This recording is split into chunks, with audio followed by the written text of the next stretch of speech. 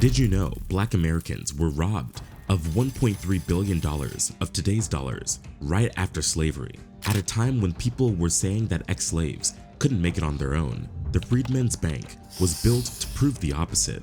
In 1865, Congress set up what was thought to be a Black-owned bank to help newly freed Black Americans. It was supposed to assist ex-slaves in becoming financially responsible, safely storing their money, and creating savings to support the future generation.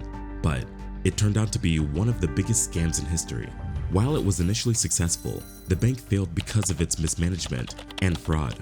When the bank collapsed, it owed almost $3 million to over 61,000 depositors. It was basically the cornerstone of the racial wealth gap we see today. Here is the true story of Freedman's Bank. Starting off with the bank's foundation. Today, it's normal for many of us to have our own savings account. But for formerly enslaved people, many of whom never had any money, this was a foreign concept. In a society driven by capitalism, it was, and still is, crucial to learn how to manage money to survive. The concept of savings banks for Black Americans can be traced back to the Civil War. At that time, almost 180,000 Black people fought for the Union. Some were ex-slaves. They were paid for their services but received much less than their white counterparts. During this time, paymasters in charge of Black military units were granted the authority to allow every soldier to set aside a specific portion of their earnings to be directed towards either a family member or to the government for savings. These accumulated savings would then be returned to the soldiers upon their discharge. However, during that period, few banks would allow Black Americans to store their money or open an account safely. The very first official bank for Black Americans was the Free Labor Bank. It was established in 1864 in New Orleans. Those who could deposit were free Black men and soldiers who owned property in New Orleans. Other depositors included half-free Black people who worked on federally controlled plantations in Louisiana. The proceeds from plantation sales also went straight into the bank. For many ex-slaves, this was their first experience in financial management. In South Carolina and Virginia, Black soldiers and recently emancipated slaves could use military savings banks. But after the war ended, one of the banks still held on to $200,000. This was because the soldiers who had made deposits had either passed away without traceable relatives, or they had been reassigned to different locations or discharged from service without realizing they could retrieve their funds. Unfortunately, many ex-slaves had no idea how the banking system worked, and no one was there to help them out. As the war drew to a close, measures had to be taken to protect these substantial, unclaimed deposits. Furthermore, since significant amounts of pay and bounties were owed to Black American soldiers, a plan was necessary to assist them in saving their earnings. At first, the 13th Amendment promised newly freed slaves a mule and 40 acres of land. But Southerners and some of their allies in the North hated the idea, so it was removed from the legislation. Instead, a different solution was offered, one that would benefit everyone involved. A group of white philanthropists and businessmen devised a plan to merge all of these banks into one savings institution, the Freedman Savings and Trust Company, or as the people would call it, the Freedman's Bank. Now, Black Americans finally had their own bank just for them. It was built with a very noble purpose, to help Black people build a stable life. The founders of the Freedman's Savings Bank were respected businessmen, church members, abolitionists, and reformers. They took the initiative to create a bank based on a principle of the 19th century savings bank movement. This movement advocated for work and careful use of resources so that the working class could overcome poverty. People could open an account with just 5 cents in their pocket and earn interest on deposits of $1 or higher. The majority of deposits were modest, averaging less than $60. Over 100,000 people, including carpenters, cooks, farmers, nurses, and barbers, stashed their very first paychecks in this bank. The bank had an open system that appeared to be completely resistant to any form of corruption. Officers traveled to various states in the South and Black districts to set up branches and encourage people to save their money. The people could then withdraw the money at any time. The future trustees submitted a proposal to Congress, and on that very day in 1865, Abraham Lincoln signed a bill that established both the Freedmen's Bureau and Freedmen's Bank as an early welfare system. This bank is just what the freedmen need, said President Lincoln on March 3rd when he signed the bill. A little more than a month later, he was assassinated, making this bank Lincoln's last act of emancipation. In total, the bank had 37 branches across 17 states, mainly in the South. It amassed millions of dollars, initially passed in New York City. Its headquarters were later relocated to Washington, D.C. in 1868. Over time, approximately 50% of the bank's staff were black. Every branch had a group of respected local property owners serving as advisors or directors. Each depositor received a passbook that was used to record all their withdrawals and deposits. Over the course of a few years, nearly 72,000 people were actively saving with the bank. By 1873, an extensive network of over 670 savings banks was thriving in the United States, mainly in the North. These banks collected deposits from about 2 million people. That's about 5% of the American population, which makes up nearly 20% of all financial institution assets at that time. The Freedman Savings Bank devised an excellent strategy. They had a social mission. They believed that if newly freed slaves worked hard and managed their money wisely, they could become financially independent. The bank wanted to help ex-slaves learn about working diligently, saving money, and being careful with their resources. This way, in the future, they won't have to rely on government aid. In 1870, a newspaper called the New National Era said that the bank was doing a great job in teaching black people these essential habits. They believed it was crucial for their success. The Freedman Savings Bank was groundbreaking in many ways. Number 1, it was a savings bank that worked mainly in the South, in places where such banks had never existed before. Number 2, this bank was unique because it specifically tried to help newly freed slaves by providing banking services. Number 3, it was the first bank to have branches in different states since the Second Bank of the United States. Number 4, it was one of the only banks Congress officially approved and kept an eye on. The other federally approved banks, national banks, were established and overseen by the American government through the Office of the Comptroller of the Currency, OCC. The bank directors set up the first branch close to where black troops were stationed. Since these troops were already aware of military savings, they were more likely to use the bank's services. As time passed and the bank built its reputation, the directors started opening branches in different states. Some of the bank records have been lost to time, but historians have found plenty that still exist. Here's a bank record for Dilla Warren, opened in 1869. These surviving records are basically mini biographies.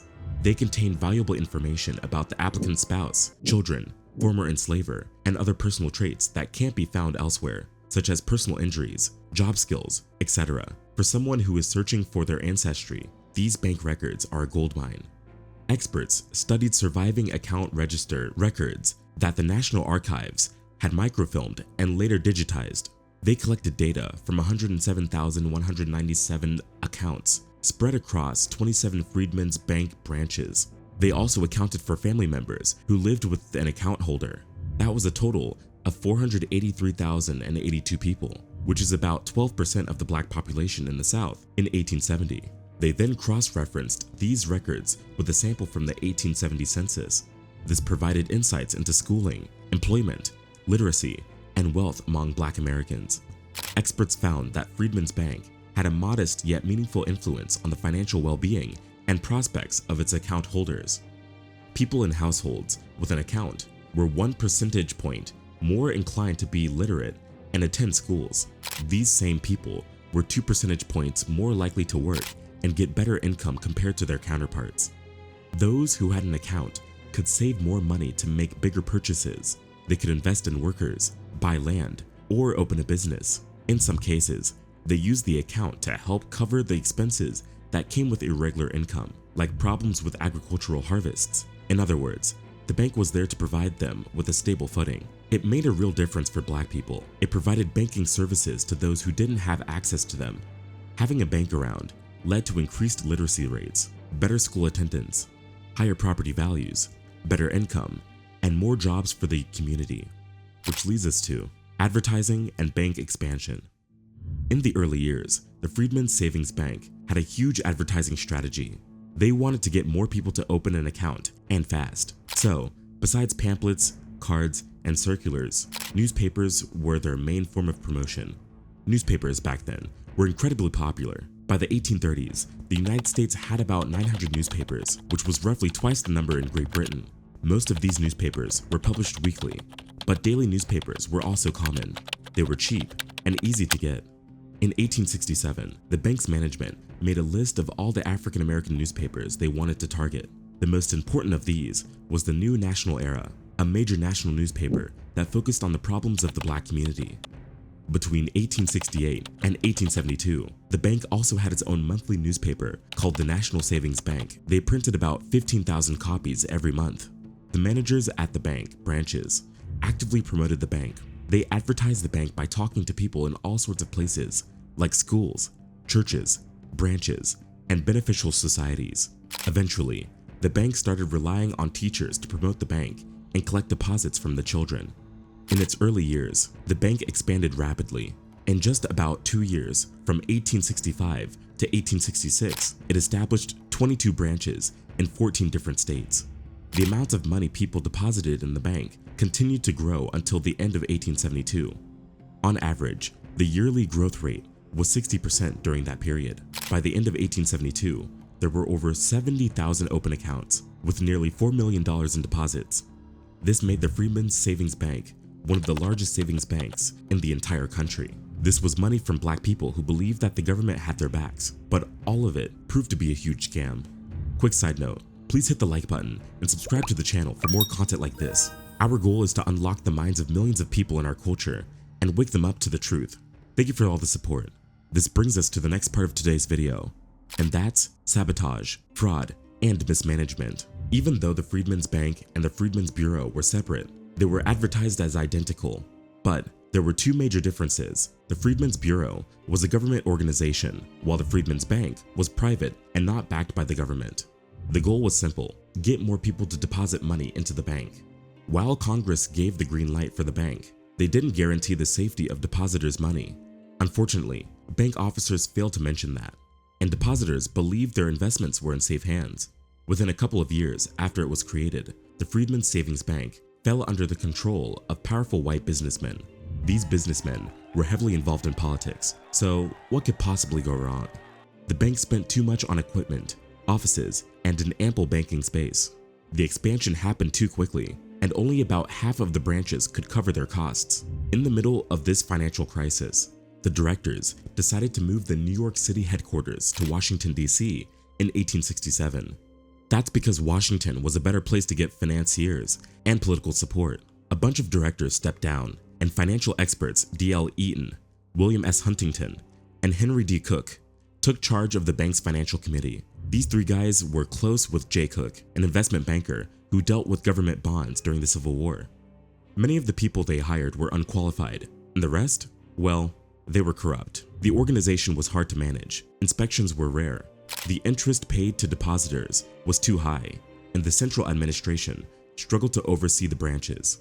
Soon, embezzlement and fraud became a huge problem.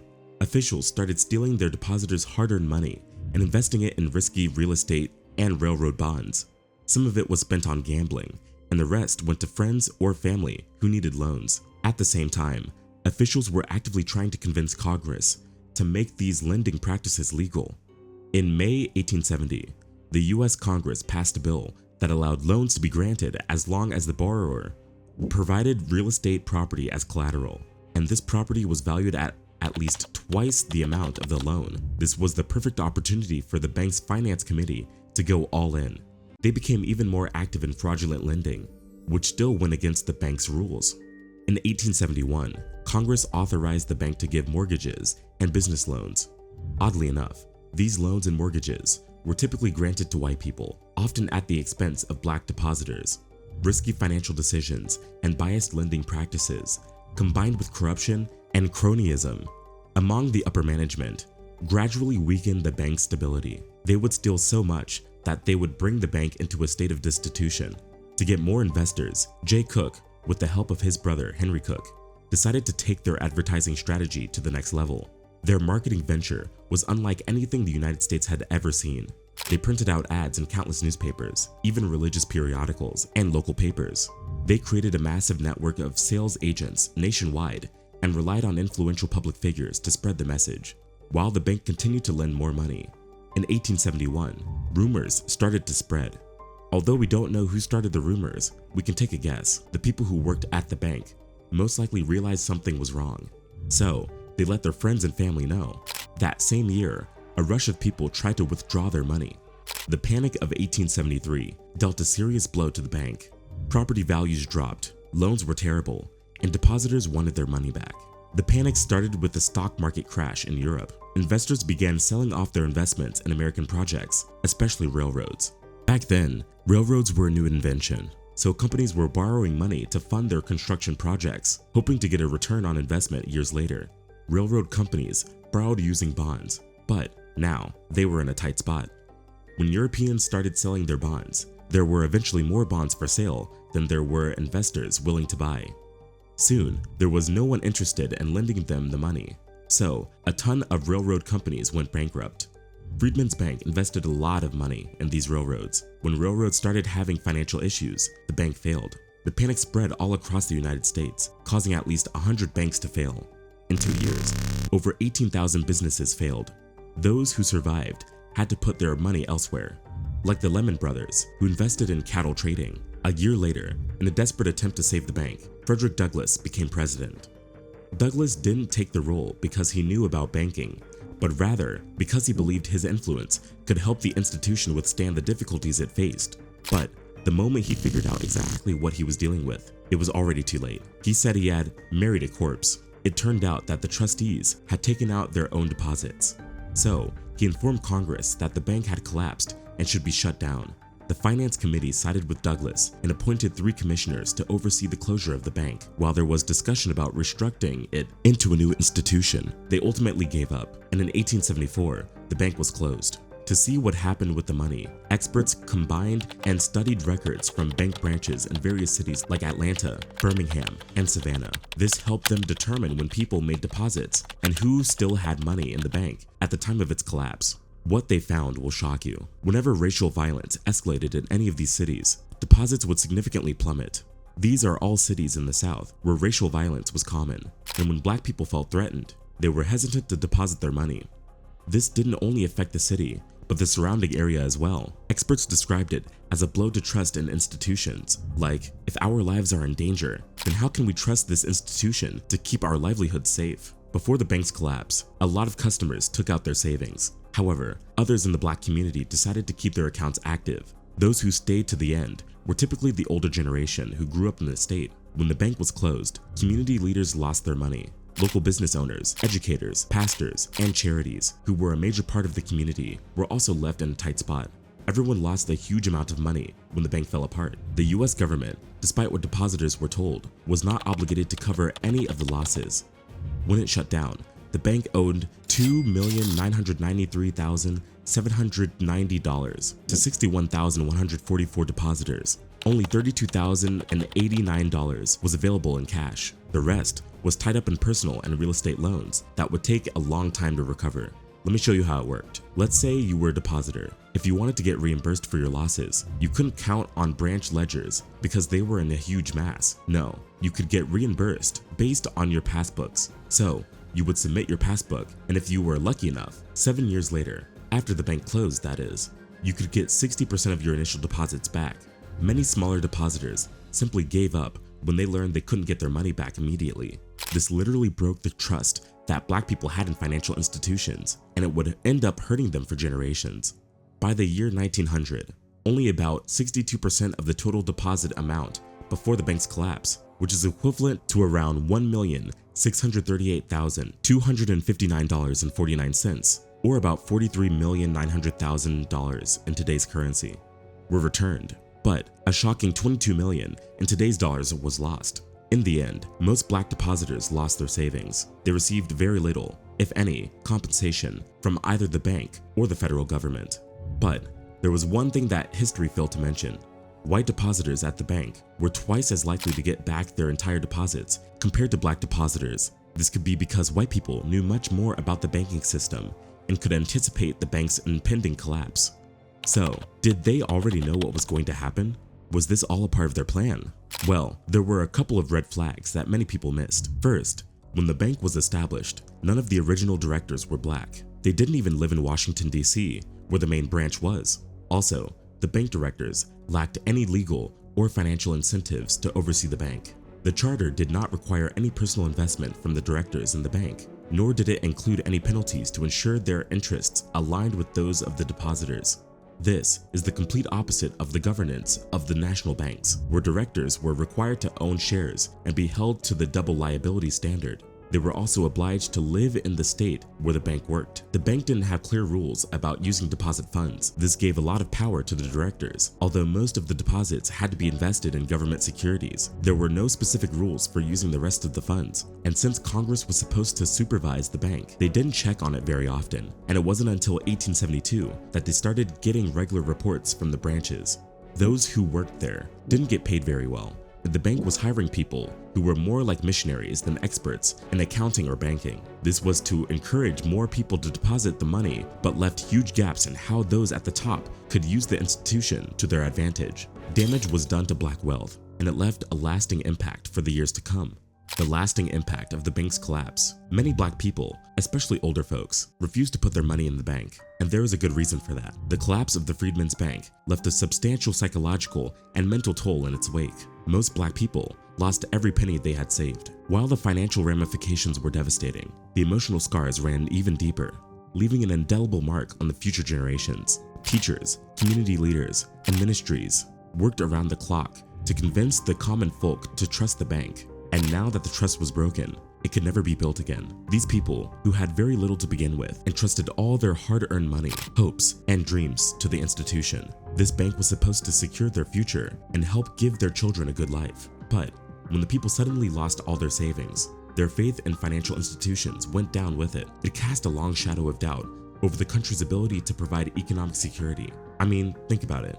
The United States has a history of mistreating black people, and this kind of portrayal meant that no one could be trusted, not even the institutions that abolitionists and reformers built. The system was just broken, and there was no way out. Now, the reason why this portrayal created a legacy of financial mistrust is because their mothers, fathers, and grandparents taught their children to be wary of banks. And instead of relying on institutions, they should protect their money themselves. For many, the collapse of the bank was more than just a financial setback. It was a catastrophic blow to their finances. It caused an economic paralysis. For example, people who saved up to buy a house could no longer afford it, and those who planned to open up a business were most likely to abandon that idea and try to seek work elsewhere. And with the panic, jobs were scarce. I will discuss that later. Others put their money in the bank, money that they used to pay their rent.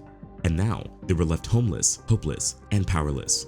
This trauma caused a deep-seated fear of financial institutions. This is why the younger generation of black people wasn't that eager to invest or use banking services in any way, shape, or form. The collapse struck the heart of the black community's collective identity and resilience. It punctured the belief in progress and the promise of a brighter future, leaving in its wake a profound sense of disillusionment. The Panic of 1873, also known as the Long Depression, was a severe economic crisis that lasted until 1878 and 1879. For the black and white community to get back on their feet, it was essential to get their finances back on track. But recovery from the crisis was a long and gradual process. While unemployment was high, wages eventually adjusted to lower levels, making labor more affordable for businesses. This contributed to economic recovery. Despite the initial problems in the railroad industry that contributed to the panic, the continued expansion of the railroad network played a crucial role in the recovery. It facilitated transportation, connected markets, and spurred economic growth.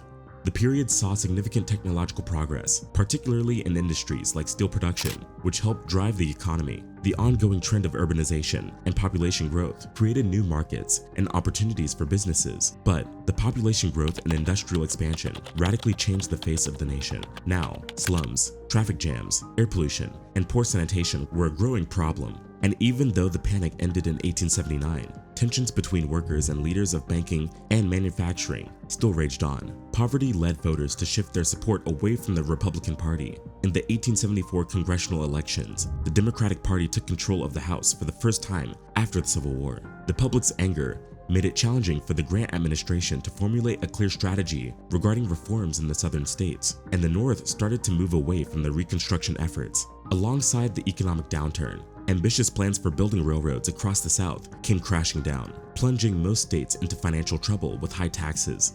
In response, many southern states adopted a strategy of cutting back on spending to deal with their debts during the panic.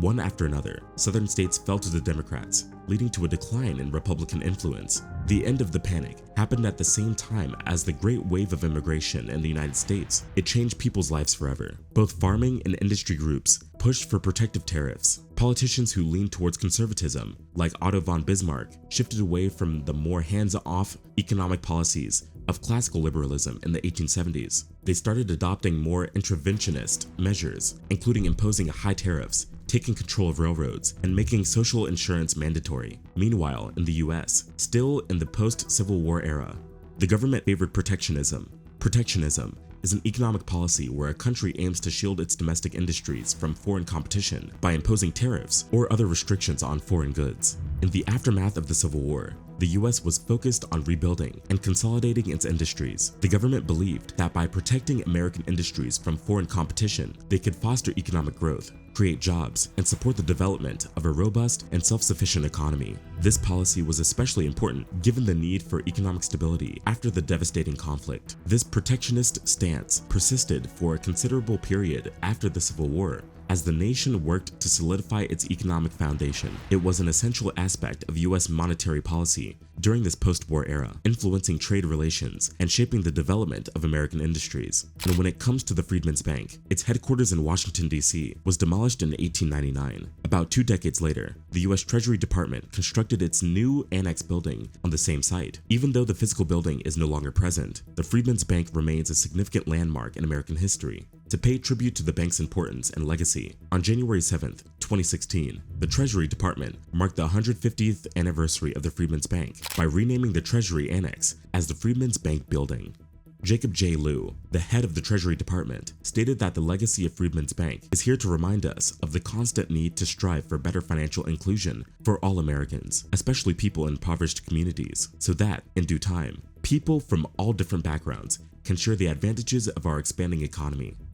And so, we've come to the end of today's video. The truth is, we are all aware that there is this substantial racial wealth gap in the United States, but before there was a Great Depression or a Great Recession, Black Americans had their first money as free people stolen, mishandled, and never paid back in full. And it all happened in the Freedman's Bank. When it was first opened, Lincoln saw this bank as an excellent opportunity for Black Americans to live a good life. While the institution's goal might have been noble at first, those at the top decided to get rich and fast at the expense of the common folk. This story is here to help us understand why Black people distrust banking institutions. Even to this day, Black wealth problems are not new problems. They've been here for years. There's this pattern of mistreatment and loss that makes people distrust the government and private institutions. As we navigate the consequences of the Great Recession, the housing market crash, and the widening wealth gaps, the story of the Freedman's Bank can offer a crucial lesson about how financial and political freedom are intertwined with our ability to move forward. Thanks for watching, and see you in the next video.